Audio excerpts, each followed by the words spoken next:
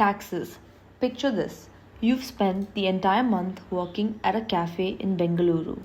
Salary day arrives. Your boss says, "Congratulations, 30,000 rupees has been credited."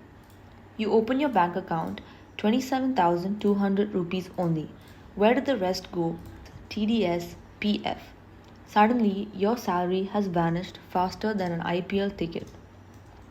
Welcome to taxes. Taxes are basically the membership fee for living in a country. You pay taxes, the government builds highways, runs public hospitals, funds schools, operates railways, and occasionally spends money on projects nobody asked for. There are different types of taxes. Income tax, charged on money you earn. GST, charged on almost everything you buy. Capital gain tax, charged when your investments make money. Property tax, charged for owning property. Nobody enjoys paying taxes, but without taxes, we'd probably have potholes big enough to qualify as tourist attractions. Banks. You walk into a bank, deposit 10,000 rupees.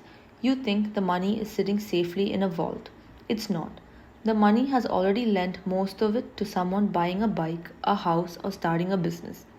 Banks are basically matchmakers. You have money, someone else needs money, the bank introduces you and takes a cut. That's how banks make money.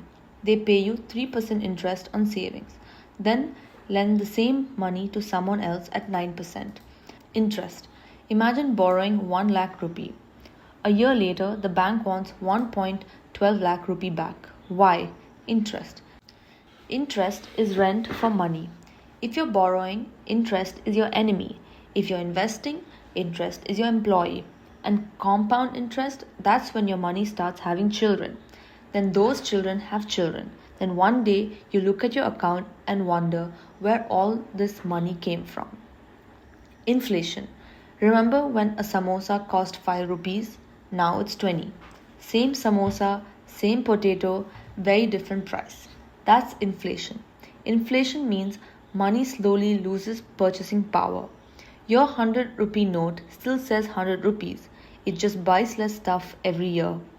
This is why leaving money in a savings account forever is usually a bad idea. Inflation is quietly eating your money while you sleep. Investing. Investing is how you fight inflation. Instead of letting your money sit around doing nothing, you put it to work. You buy stocks, ETFs, bonds, real estate. The goal is simple.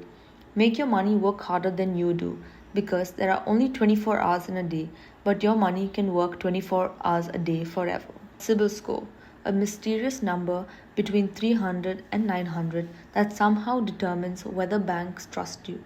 Pay loans on time, good score, miss payments, bad score. Banks look at this number and decide whether you're responsible or financially chaotic. Time. Most people think money is the most valuable thing. It's not. Time is. You can lose money and earn it back. You cannot lose 10 years and get them back. The richest people understand this. They invest money early, they learn valuable skills early, and they let time do most of the heavy lifting. Because wealth isn't usually built in months, it's built in decades.